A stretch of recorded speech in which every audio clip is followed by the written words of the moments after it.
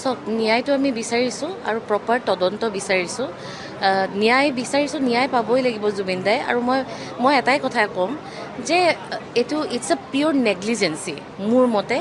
আৰু নেগলিজেঞ্চিটো আমি দেখিছোঁ প্ৰতিটো ভিডিঅ' ছিৰিজ হিচাপত আহি আছে তো গতিকে আমি তাত গম পোৱা যায় যে এইটো এটা নেগলিজেঞ্চি এনেকুৱা ভিডিঅ' আহিছে য'ত মানুহে কৈছে যে যা নাৱত আছে যা তাৰ পিছপিনে যাই নোৱাৰিব এনেকৈ বুলি কওঁতে এনেকৈ দিয়াৰো ভিডিঅ' আমি দেখা পাইছোঁ চ' গতিকে সেইটো ট'টেলি নেগলিজেঞ্চি য'ত জুবিন দাক বাৰে কয় আমিও জানো আমি আৰ্টিষ্টখিনিয়ে জানো যে জুবিন দাক পানী আৰু জুইৰ পৰা আঁতৰত ৰখাটো চ' আমিও ট্ৰাই কৰিছিলোঁ কিবা তেনেকুৱা প্লেন হ'লেও তাৰমানে যাতে তাৰ পৰা দূৰত থাকে ত' গতিকে তেওঁলোক এনি টাইম লগত থকা মানুহ কিয় সেই প্লেনটো কেঞ্চেল নহ'ল আগদিনাখনৰ সেই প্লেনটো যে ইয়তত যাব লাগে মহাসাগৰত যাব লাগে সেইটোলৈকে ঠিক আছে সাঁতুৰিব কিয় লাগিছিল জুবিন দাই সাঁতুৰিব এতিয়া নালাগে চবেই জানে আৰু যিধৰণে তেওঁ প্ৰথম জাপটো মাৰিছে আপোনালোকেও গম পাব আপোনালোকে চবে সাঁতোৰা মানুহ সেই গোটেই জাপটো ভুল জাপ তেনেকৈ নজপিয়াই সাগৰৰ পানীত হয়নে নহয় তো গতিকে সেই গোটেই প্ৰক্ৰিয়াটো এটা ভুল প্ৰক্ৰিয়া তেওঁক বাৰে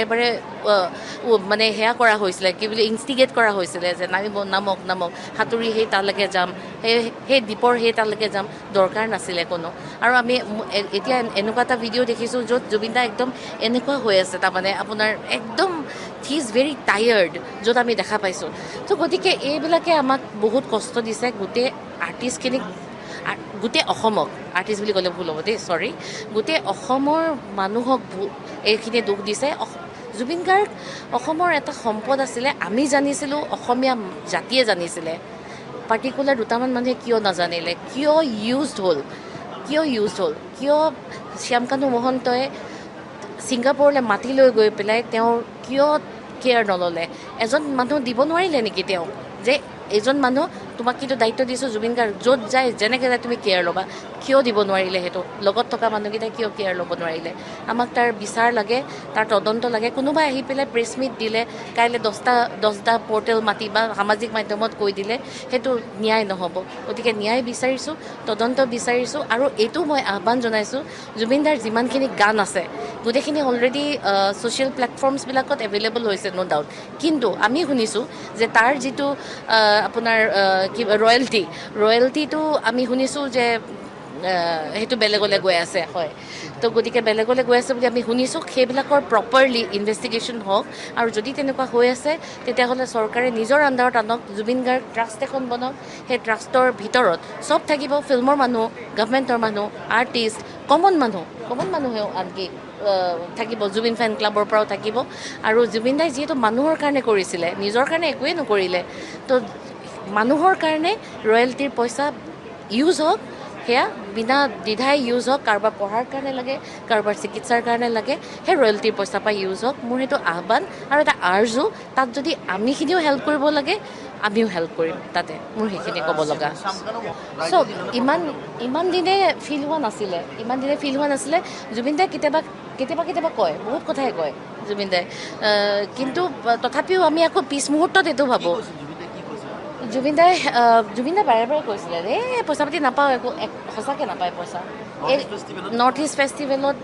ৰঙালীত তেওঁ পইচা নাপায় সেইটো তেওঁ বাৰে কৈছিলে আমাৰ আগতো কৈছিলে যথেষ্ট ক্ল'জ আছিলোঁ আমি ৰাতি আড্ডা মাৰোঁ বহোঁ যেতিয়া কৈছিলে পইচা পাতি নাপাওঁ বৰ কামোৰ লাগে কিন্তু তাৰপিছত পিছ মুহূৰ্ততে আকৌ আমিয়ে দেখোঁ জুবিন দা তালৈ গৈছে আমি তেতিয়া কনফিউজনত থাকিলোঁ তাৰমানে পইচা পাতি নাপায় যে যায় কিয়